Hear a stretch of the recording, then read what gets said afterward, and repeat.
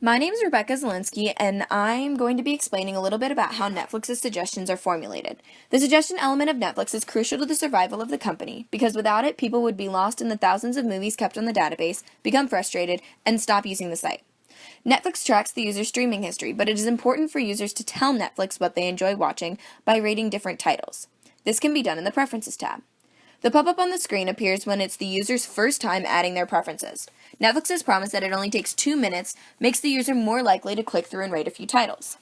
First, Netflix is interested in the genres the user tends to watch. Step 1 gives the user 3 options for how often they watch a particular genre: never, sometimes, and often. For example, if the user hates Disney, they would click never for children and family, and Netflix wouldn't suggest to watch Mulan or Ella Enchanted. This is the most obvious way that Netflix personalizes the user's account. Netflix then uses the favorable genres from Step 1 for Steps 2 and 3, and picks a few movies for the user to rate with 1 to 5 stars. This is a more complicated process when it comes to suggesting other movies because they are already sorted by genre. However, within the movie titles are smaller tags that Netflix uses to narrow down the user's preferences.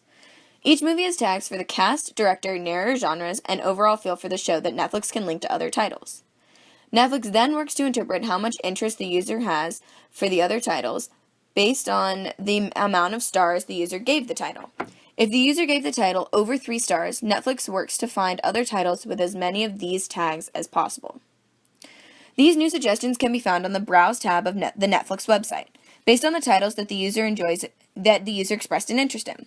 Netflix will suggest about 15 to 20 titles that the user might enjoy. In addition, Netflix will also give a list of overall top picks for the user and current popular titles on Netflix. If the user does not like anything that is suggested for them, they can go back to their Preferences tab, where they can see what they have rated, adjust their tastes and preferences, see their reviews, and rate more titles. If the user simply clicks on the Preferences tab, it brings them to a page to rate more titles. There is an obvious trend emerging. Netflix wants feedback. If Netflix is a for-profit website for providing movies, why do they strive to have such great suggestions? Netflix is constantly asking the user to rate or give feedback so that the website can learn their taste in movies.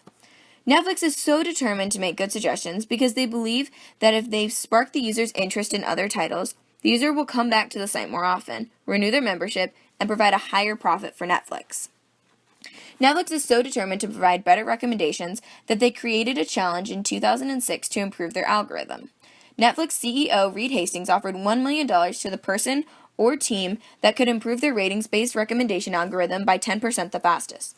Their first breakthrough came a month after month made by Simon Funk to go from unknown to the number 4 spot by improving the algorithm by 3.88% with just one adjustment. Simon Funk applied the common mathematical technique called singular value decomposition. Mathematicians use this to make sense of chunks of information. Singular value decomposition works by uncovering factors that Netflix customers like or don't like. It uses the details in the movie along with the genre. For example, in an action movie, someone might like explosions but not gore. After this development, the engineers soon became stuck because of Napoleon Dynamite. When the programmers ran their code, they were often off by an average of 1.2 stars. They found that people liked the same type of movies and still had a 50-50% chance of liking Napoleon Dynamite. This Napoleon Dynamite was not the only title, but about 25 other movies that this occurred. Other issues are that some people are harsher critic. My 2-star review could be equivalent to someone's 4-star review, but the code would assume that I disliked the movie, but the other person enjoyed it.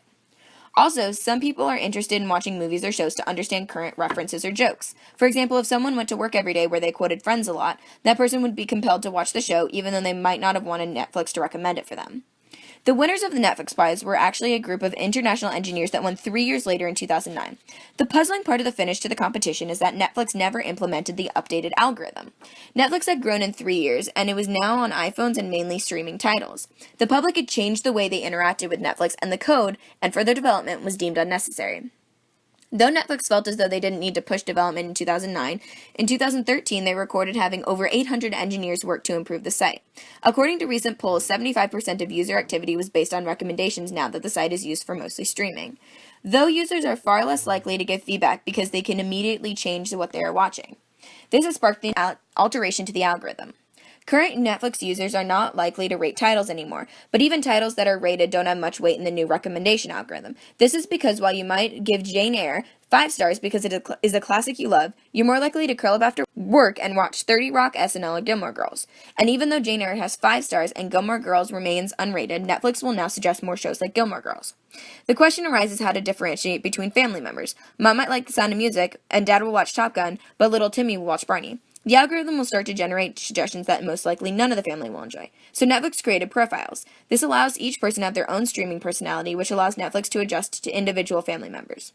Though Netflix has been improving, they're still trying to get as personalized as possible.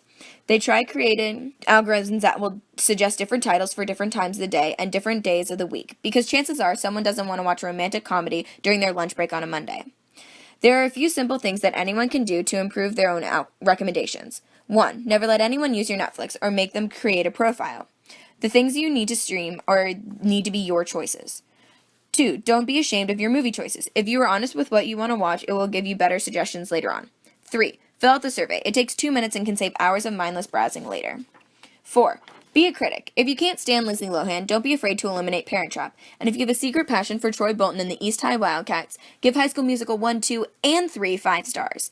Lastly, just keep rating the shows you watch, movies, and the things you accidentally click on, and all of the random suggestions from Netflix. While it may seem annoying to do, you will thank yourself later. If all else fails with the suggestions, there's a website called A Better Queue that a user can personalize. There are options to choose genre, year the movie was released, number of people that reviewed the movie, and minimum acceptable rating from Rotten Tomatoes. This website then suggests Netflix movies that a user can watch and rate on Netflix to try and improve Netflix's recommendations.